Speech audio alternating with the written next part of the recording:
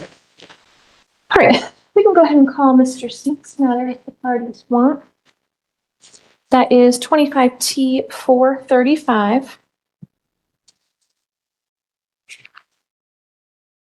Mr. Smith appears before the court pro se, meaning without an attorney. The last time that we were present, Mr. Smith had sought to relieve court-appointed counsel of her services and did not request new court-appointed counsel, thereby electing to proceed pro se. Mr. Smith, how would you like to proceed in your case? I filed a motion just this morning. I'm not sure if It hasn't been filed with the court yet, meaning they haven't uploaded it yet. Yeah, I hand delivered it just this morning. All right, so we're looking to schedule a motions hearing? Yes. And what type of motion to put the people on notice? Dismissal. On what grounds? Violation of constitutional rights. All right, so a constitutional-based motion. Are you alleging a violation of a particular section? Or are you alleging that the statute itself is unconstitutional? It's predominantly the Fifth Amendment, 14th Amendment, in regards to legal counsel and due process. In regards to legal counsel, you fired your attorney at your last appearance. You haven't sought appointment of a new attorney. In what way have your rights been violated there? Well, on September 30th, when I was summoned to court on the court's docket to courtroom 103, I went over the building and was unable to find it until I finally intrigued with the guards who pointed me in the direction of the clerk's office. With that being on the docket as a courtroom, and the possible consequences of failure to appear that comes with more fees, fines, and possible jail time, I'm not sure why that's in the clerk's office where I was isolated behind closed doors without that legal counsel. Which was before.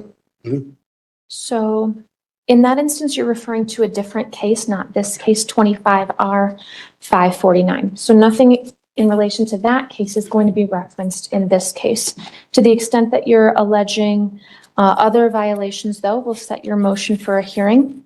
Keep in mind that motions deemed to be groundless, frivolous, vexatious, or otherwise contrary to law will not be heard. But I don't have a copy of the motion at this point, so I can't make that determination. We'll set it for a hearing on motions to the extent that any of it relates to this case, not some other case. The hearing begins with Mr. Smith representing himself after previously ending the services of his court-appointed attorney. He asks the judge to schedule a motion seeking dismissal based on alleged constitutional violations, particularly concerns involving due process and his right to counsel. The judge immediately focuses on whether those arguments actually relate to the current case. In this courtroom right now is that 25T435. So the charges that you have in this particular case are higher level allegations than what you would have been initially for a first appearance authorized to appear in room 103 for the basis of, not the number 4. So again, we won't be hearing any contentions in relation to anything about the infraction case. I'll let you know as well that people are not entitled to have court-appointed counsel in infraction cases. But again, that's separate and apart from you're entitled to have hired attorneys, but the legislature does not authorize public defender or court-appointed counsel or similar to appear on those. And in addition, the district attorney's office doesn't appear on those cases either. All right, for a hearing on motions in this case, I can set a motions hearing on April 1st at 1:30. Can the parties accept that? That was April 1st. April 1st, Yes, ma'am. 1:30. Yes, ma'am. That is fine. At 1:30. Correct. As it relates to this case, Mr. Smith, again, 25T435, we had some of this conversation last week. I just want to make sure to clarify on the record when the people are present that you are electing to proceed to a motions hearing and moving forward in this case by representing yourself. Is that correct? I'm still in the midst of studying and trying to understand my own rights. So it's a challenge. It definitely is. I'm not going to lie about that. So the representing myself is still, I'm pending it in my stance of everything. Just because I'm in a financial hardship, so finding a free attorney to take the place of a public defender it's almost impossible. Mr. Smith, I want to reiterate that the last time that we were here, you elected to essentially fire court-appointed counsel and proceed by representing yourself. Is that correct? That was because I was under the impression that she was unable to defend me. Unable to ethically file the motion that you sought her to file. Is that correct? According to her. According to her, yeah, I'm sure. And you did not seek an alternative defense counsel to be appointed to you.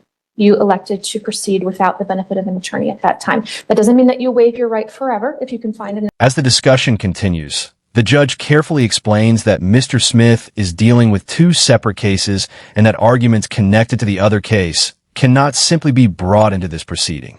The judge also warns that motions considered frivolous, groundless, or contrary to law may not be heard. This creates an important moment where the court draws a clear line between legitimate legal arguments and claims that have no relevance to the case before it. Your Honor, when she refused to even hear me out when I mentioned a few words, that's not, in my understanding, it's not firing her. We I had was a pretty pretty shut down. lengthy hearing on the last court appearance, Mr. Smith. Do you recall that hearing on the 9th of January? Yes, Your Honor. At that time, you no longer wish to have the services of the public defender. Is that correct? Yes, Your Honor. And you did not seek appointment of alternative defense counsel. Is that correct? Not from the courts, Your Honor. So that's correct, yes? Yes, Your Honor. And did anybody force you to do that? No, Your Honor. I still feel pressured into it, though. In what way do you feel pressured? Your Honor, I was under the understanding that I have the right to an attorney, and if I cannot afford one, then one will be provided for me. One was provided for you, correct? Provided for me in the stance that she would not defend me. And you did not request alternative defense counsel to be appointed to represent you, correct? Not from the courts, no. So nobody forced you to make that decision, is that correct? Yes, Your Honor. Was that your own choice? Under coercion, yes, Your Honor. Who coerced you? The pressure from representing myself in this. I was under the impression that's what you guys were telling me, was since the public defender would not defend me, my only option was to seek my attorney on my own cost and time and effort, or represent myself. Did you ask for court-appointed counsel, alternative defense counsel? No, Your Honor. Are you asking for that now? No, Your Honor. Is anybody forcing you to make that decision? No, Your Honor. Is it your own voluntary choice? Yes, Your Honor. Are you under the influence of any drugs, alcohol, intoxicants, or prescriptions that affect that decision? No, Your Honor. Do you understand that you're going to be held to the same legal standard as a licensed attorney? I'm still under study and research and education of myself. Do you understand that you're going to be held to the same standard as a licensed attorney? To an extent, yes. I'm telling you, you're going to be held to the same standard as a licensed attorney. Do you understand that? Yes, Your Honor. Do I need to look? I'm not asking if you understand all of the things that licensed attorneys have had to go through in order to be licensed. I'm asking you whether or not you understand that the standard that you will be held to is that of an attorney.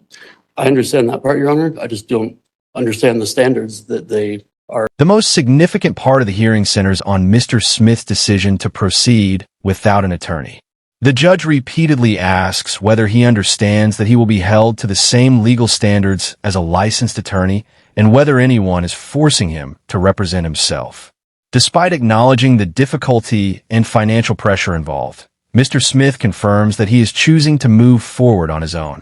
On my own accord and effort and time, I am seeking. So, And you retain that right always, but you're not asking the court to appoint someone else no, Your for Honor. you. Is that correct? Yes, Your Honor. And do you understand that the top charge against you is failure to display proof of insurance, which is a class 1 traffic offense? You could be sentenced to up to 1 year in the county jail if convicted, or you could receive a fine of up to $1,000 or both, and that one is a 4-point offense. Do you understand that? Yes, Your Honor. And nonetheless, you're seeking to move forward, at least at this point, without an attorney to represent you. At this point, yes, Your Honor. I'm still seeking on my own accord. But you have filed a motion and you're asking the court to set a motions hearing and you don't have an attorney. So I want to make sure that you are validly waiving your right to counsel before I set this hearing. I'm under the impression that you're telling me that I still have the right to seek an attorney on my own. You do, but by filing this motion and asking for the hearing to be set when you don't have an attorney, then we need to talk about the waiver. It's not binding. You can change your mind. You can hire an attorney. However, at this point, asking to move forward without the benefit of an attorney and asking to set court time aside for a motions hearing does require a waiver of counsel if that is how you want to proceed. I was not under that understanding at all. No one's here to advocate me as far as legal representation to. So what would you like to do, Mr. Smith? I'd like to move forward with the motion. You want to move forward with the motion? Yes, Your Honor. Despite not having counsel? Yes, Your Honor. And again, just to confirm, is anybody forcing you to do that? No, Your Honor. And you understand the rights that you have. You were appointed an attorney, you relieved that attorney of her services, and you did not request new court-appointed counsel, correct? To an extent, yes. To what extent? It's a yes. To my understanding that the public defender denied me. I didn't deny her. She is no longer representing you, and you have not requested new I do counsel understand that, from Your the Honor. court, correct? I do understand that, but I was not the one to initiate the denial. And you did not request new counsel, which you Correct. could have, correct? I'm seeking on my own accord, Your Honor. All right. I do find a knowing, voluntary, and intelligent waiver of counsel. Certainly, Mr. Smith understands the rights that he has to be represented by an attorney. He was appointed an attorney. He did not ask for a new attorney when the services of the public defender were terminated. You retain the right to hire an attorney at your own expense and on your own behalf if you wish, or seek alternative defense counsel. You are not doing so. So at this point, I do find that knowing, voluntary. Ultimately, the judge determines that Mr. Smith has made a knowing, voluntary, and intelligent waiver of his right to counsel and allows the motion's hearing to proceed. The court schedules the hearing for April 1st at 1:30 and reminds him about procedures for witnesses, subpoenas, and discovery. The judge also makes it clear that issues from the separate infraction case will not be considered in this proceeding. Is issued. And I believe that we already discussed how to get discovery. Is that correct?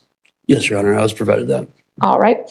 So I'll note Mr. Smith believes that he has been provided discovery. I would encourage you, you're not required to speak with the district attorney about the facts of the case, but if you periodically want to inquire of their office whether or not any additional discovery has been provided in your case to make sure that there's that free flow of information, I would encourage you to do so.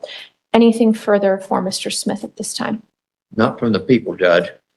And Mr. Smith, is there anything further at this time? No, Your Honor. All right, so we're going to set that motions hearing as I've stated, and I'll encourage you to be prepared to proceed to the motions hearing. Anything further? No, Your Honor. Anything further, Mr. No, Smith? Your Honor. All right, and I just want to remind you that any allegations brought up in the motion that you filed in 25T435 that relate to the infraction case, which was that 25R 549, any of those issues will not be heard. Any rights that you may have from that case are separate and apart from anything in relation to this case. All right, we'll see you on April 1st. Thank you, Your Honor.